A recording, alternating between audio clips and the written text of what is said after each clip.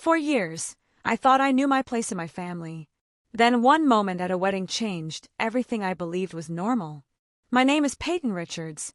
I was 24 years old when I went to a fancy ranch wedding. I expected to have a quiet meal with relatives I didn't see often. Instead, I stood in front of a seating chart that didn't have my name anywhere. I checked it again slowly, thinking someone made a mistake. They didn't. I walked toward the main table to ask nicely, but before I could speak, my father looked right at me and said loudly, "Anyone without a seat should help serve the food." The room went quiet. People looked away. Some watched closely. No one moved a chair for me. No one invited me to sit. I felt my chest get hot, but I didn't raise my voice. I stepped closer to him, put my hands on his chair, pushed it back from the table slowly so everyone could see, then looked him in the eyes and said, "Then you should start by standing up." Chair scraped. Forks stopped moving. Conversations died right away. I didn't scream. I didn't cry. I didn't explain myself. He stood up so fast his chair almost fell over. His face turned red with embarrassment. Then he turned and walked out of that room in complete silence while dozens of people watched him leave.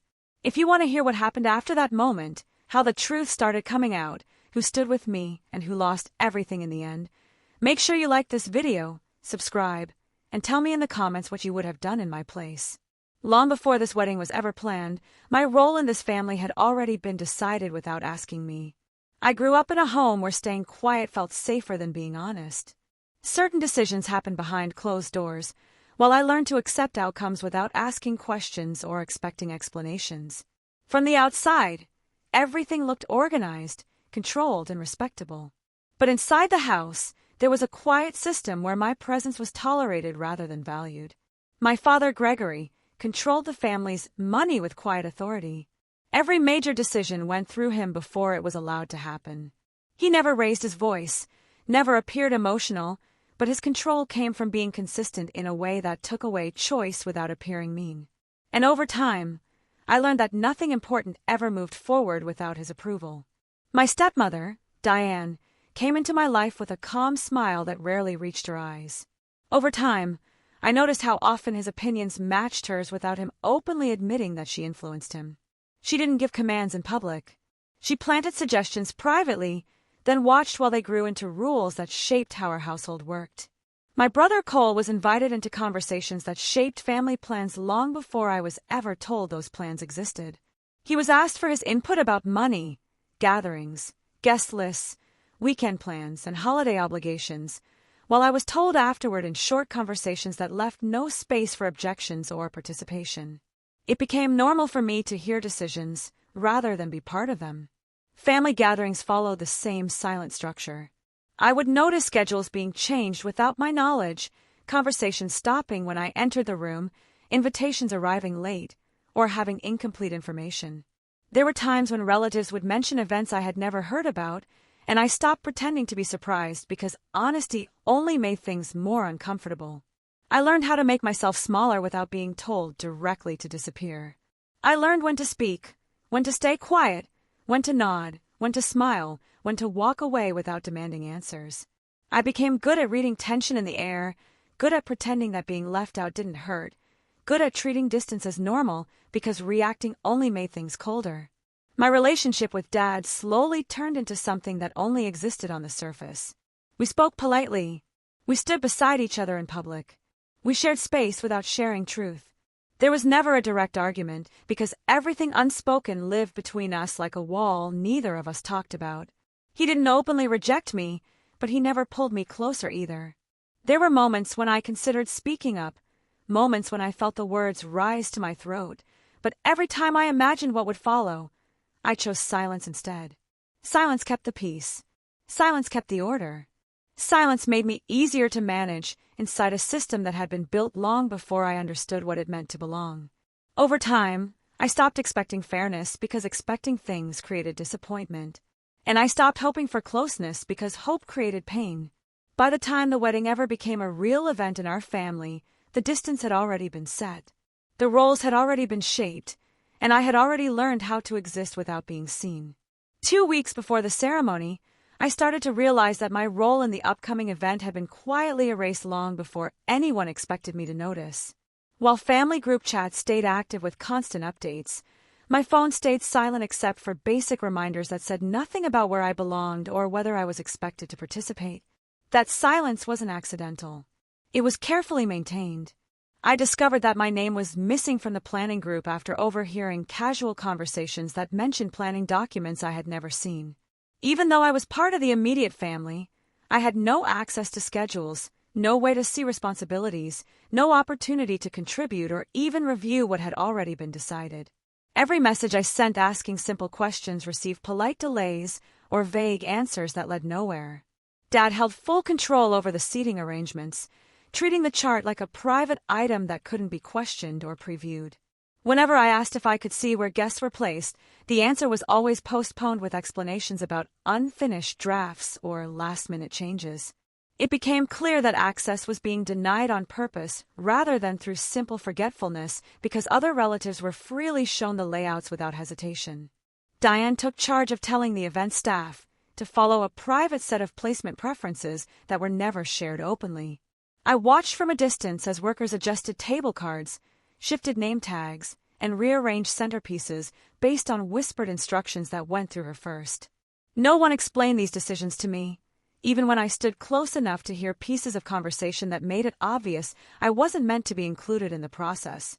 I was deliberately left out of the rehearsal dinner that most family members attended as part of the final preparations. The invitation never reached me, not through direct messages or verbal confirmation, even though everyone else openly discussed the dinner as a standard part of the schedule. When I asked where it was taking place, the responses were slow, confused, and designed to make me feel like I had misunderstood something rather than been left out. One member of the organizing team eventually spoke in a low voice that wasn't meant for me, saying that there would most likely be no chair for someone like me during the actual celebration.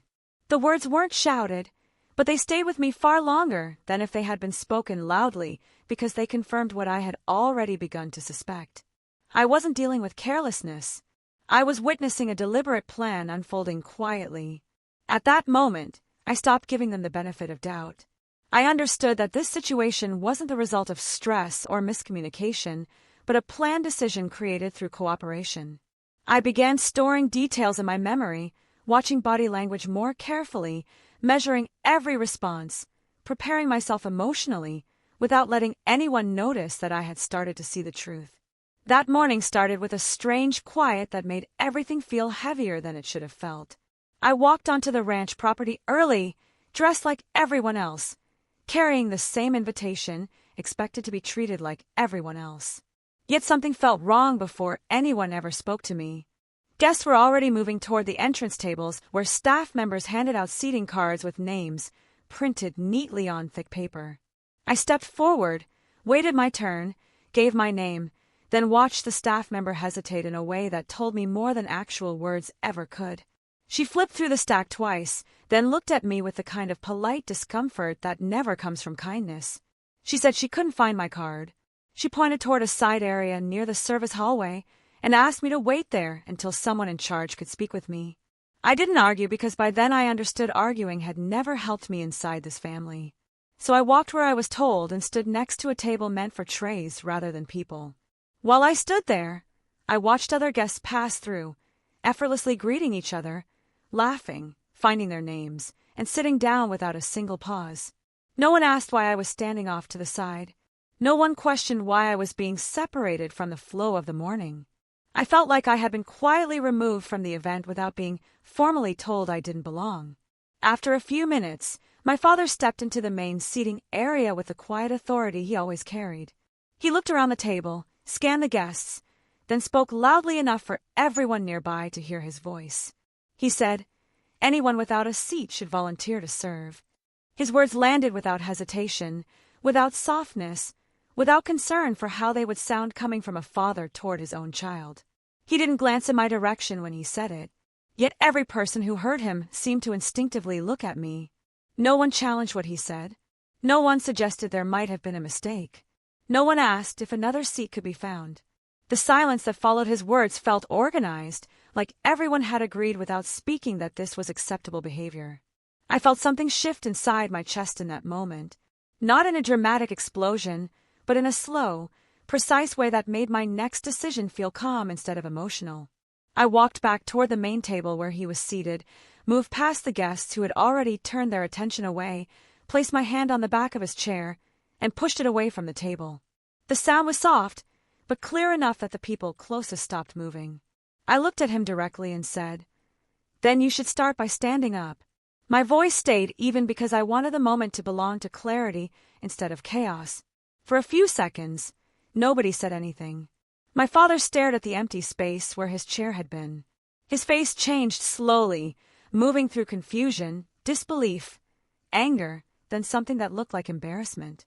He tried to speak, but the sound came out broken, unfinished, unable to recover control of the room the way he had planned.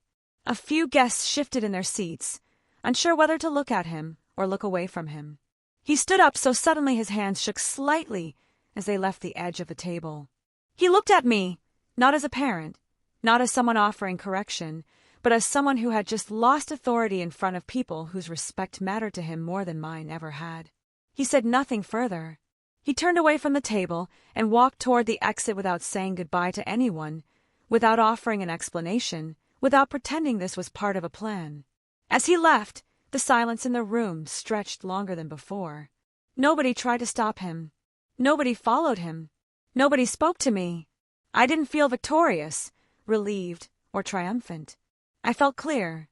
I felt like I had drawn a line that had existed inside me for years without being visible. I walked back toward the side area, stood near the service tables once more, and waited without offering to serve because I finally understood that obedience was not the same thing as belonging. By late afternoon, the air around the ranch had shifted into something quieter, heavier, more deliberate. I moved through the open spaces without trying to explain myself anymore because I could feel the story changing shape without my permission. Conversations lowered their volume as I passed. Smiles tightened. I started to choose sides without speaking out loud. Diane took control of the story before I even understood how wide it had already spread. She didn't confront me directly or raise her voice. She used soft tones in close circles, leaning slightly forward, speaking in a way that felt helpful on the surface. I watched her lean toward relatives, toward family friends, toward people who had worked close to the planning of the event. Her words were never loud, never dramatic. She described me as unstable, emotional, disrespectful, out of control, framing it all as concern rather than judgment. The version of the story she built didn't include silence, leaving me out, or planning. In her version, I simply exploded without reason. Cole avoided me completely. He moved through the property like someone learning a new pattern of behavior, refusing to meet my eyes, refusing to speak to me, choosing the shape of the floor or the distance instead. I watched him laugh quietly with guests, then freeze when our paths crossed, then turn his body slightly so his back faced me without explanation. I realized he had made a decision not by choosing me or opposing me, but by disappearing from the conflict entirely. His silence became its own public statement. The atmosphere around the event broke into visible groups. Some relatives created distance from me without saying why. They shifted chairs closer together, formed tighter circles, lowered their voices when I passed. Others stared too long and said nothing at all, as if they were waiting for me to confess to something I never did. There was also a smaller group who watched quietly with questions in their eyes, but said nothing out loud, afraid of choosing the wrong side publicly. I made the choice to leave before the version of me they were building became permanent. I walked past the long tables, past the decorated spaces, past the conversations that ended when I approached. I didn't look back out of fear. I didn't leave out of shame. I left because staying meant accepting a role that someone else had written for me without asking my consent. As I reached the outer edge of the ranch, someone called my name for the first time since everything shifted. I turned and saw my Uncle Thomas Richards walking toward me. It was the first time he had stepped forward, publicly, rather than watched from a distance. He didn't ask me to calm down. He didn't try to explain anyone's behavior. He looked at me with clarity, with recognition, with a steadiness that felt foreign inside this environment. He said that he had seen how the story had been shaped long before that day. He said that some patterns were invisible only because no one wanted to name them. He didn't raise his voice. He didn't offer sympathy in the usual shallow way. He offered alignment. He told me I wasn't imagining what had happened. He told me I wasn't wrong for refusing to play along. For the first time since morning, I felt something that didn't feel like pressure or defense. I felt witnessed without being controlled. I nodded once. That was all I could offer in that moment. He didn't ask me to stay. He didn't ask me to leave. He simply stood beside me while the noise of the event continued without us. When I walked away from the ranch, I no longer felt like I was running from something. I felt like I had stepped out of a role that was never mine without apologizing for my absence. The next morning didn't arrive with noise or chaos. Yet everything around me felt changed in a way that couldn't be ignored. I woke up with a strange kind of awareness, as though the silence in my surroundings was no longer empty, but designed to carry weight. Even before unlocking my phone, I sensed that the story had already begun moving without me, shaped by people who were determined to control how others would remember what had happened. When I finally looked at the screen, I noticed a pattern that felt deliberate rather than emotional. Posts coming from accounts linked to Diane's social circle began to appear quietly, each of them carefully framed to suggest disappointment, concern, and moral disappointment without directly naming anyone. The language felt polished on the surface, yet the intention beneath it was sharp, guiding readers toward a conclusion that had already been decided. Each message appeared calm, controlled, and polished enough to seem reasonable, which made their effect far more powerful than direct accusations. Soon after, messages started arriving from people who barely spoke to me before this. Some sounded hesitant, others sounded curious, and a few carried unspoken judgment disguised as sympathy. Several sent me screenshots of private discussions that had been happening behind my back. And as I scrolled through them, I saw my name attached to descriptions that felt foreign, harsh, and deeply distorted. Words that described instability, entitlement, aggression, and manipulation appeared beside my identity as if they were facts repeated by people who had never asked me a single question. What unsettled me most wasn't the cruelty of the language, but the precision of the timing. The posts didn't feel impulsive, nor did they feel emotional in the way people react in moments of shock. Everything about the situation felt organized, scheduled, and structured in a way that suggested planning rather than response. It slowly became clear that this wasn't about misunderstanding, but about shaping a story long before I had the chance to speak for myself. Later that day, Thomas contacted me and asked if we could meet privately. There was no urgency in his tone, only a calm steadiness that made it clear he already understood the seriousness of what he was about to show me. When we finally sat down together, he placed his phone on the table between us, allowing me to look without pressure or interruption. What I saw changed the way I understood everything. He scrolled through conversations that had taken place weeks before the wedding, showing me messages where strategies were discussed quietly, where wording was planned carefully, and where timing had been calculated in advance. Names connected to Diane appeared repeatedly, not as emotional participants, but as individuals designing an outcome. The realization that this had been arranged in advance settled into my mind slowly, not as a shock, but as a confirmation of something my instincts had already begun to sense. He explained without raising his voice that what I was witnessing wasn't chaos, nor was it damage caused by impulsive reactions. He made it clear that I had been positioned within a structure that was meant to limit my credibility before I ever had the chance to defend myself. His words didn't feel accusatory and he didn't push blame, but the message was unmistakable. In that moment, my decision formed itself without hesitation. I didn't feel the need to argue, to confront, or to demand explanations from anyone. Instead, I opened my contact list, quietly removed the numbers that maintained my connection to Dad and Diane, and blocked every channel that allowed them to reach into my life. There was no rage in my movements, only a quiet certainty that no part of this could be healed by further communication. After I did it, I felt something settle inside me, a calm that didn't come from relief, but from acceptance. I understood that distance wasn't cruelty, and silence wasn't surrender, but a form of protection that I had earned. By the end of that morning, confusion no longer existed in my mind. Understanding had replaced it in a way that felt steady, irreversible, and real. 2 weeks later, my life had settled into a quiet pattern that no longer revolved around trying to be understood.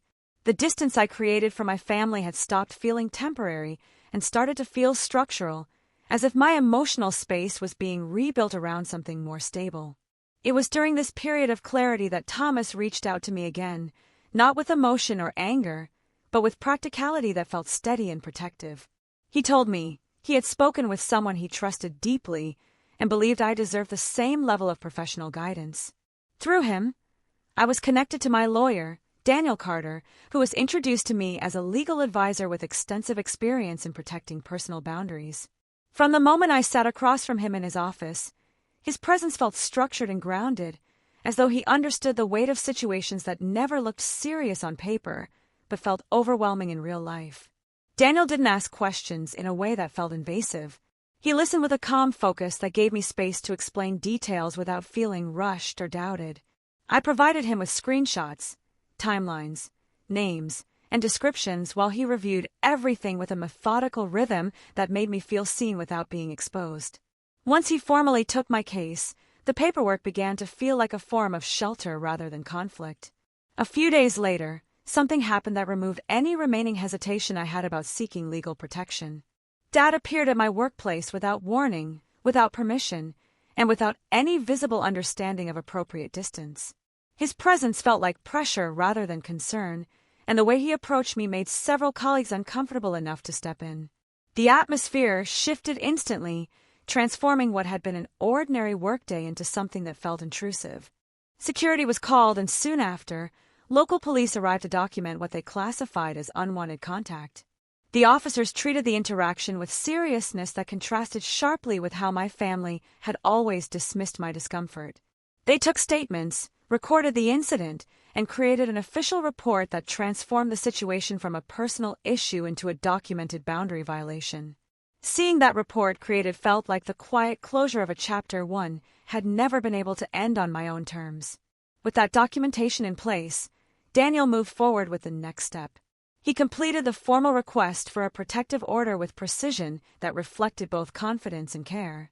Every section of the paperwork felt like another layer of safety being constructed rather than a confrontation being fueled. The completed file was sent to the appropriate local authority, not with urgency, but with certainty. As I left his office that day, I noticed something unexpected inside myself. There was no desire for retaliation and no craving for apologies that would never come. Instead, there was a calm sense that I was no longer surviving a situation. I was finally managing it on my own terms. From that moment forward, I understood that legal protection wasn't about punishment. It was about preserving peace in a way I had never been shown before. 1 month later, the world that once felt sealed to me began to look very different, not because it became kinder, but because the truth had slowly reached the places where reputation used to live. My father didn't lose his position overnight, yet the shift was real and impossible to ignore. Invitations stopped arriving. Meetings he once controlled now moved forward without his name. People who used to lower their voices when he spoke started avoiding direct contact, and the influence he guarded so tightly began to disappear in quiet, irreversible ways. Diane experienced a different kind of consequence, one built on silence instead of conflict. The social circle, she once managed with precision, began to close without explanation. Lunches stopped being scheduled. Committees removed her name without public discussion. Friends who once echoed her opinions no longer returned messages. It didn't happen loudly, and it didn't happen with confrontation, but it happened completely. Her access to the spaces that validated her slowly disappeared until there was no audience left for the image she worked so carefully to maintain. Cole didn't face public disgrace, but he faced something colder. The people who once trusted him with family matters stopped including him. Private conversations moved forward without his knowledge. Relatives who once defended him began choosing distance instead of support.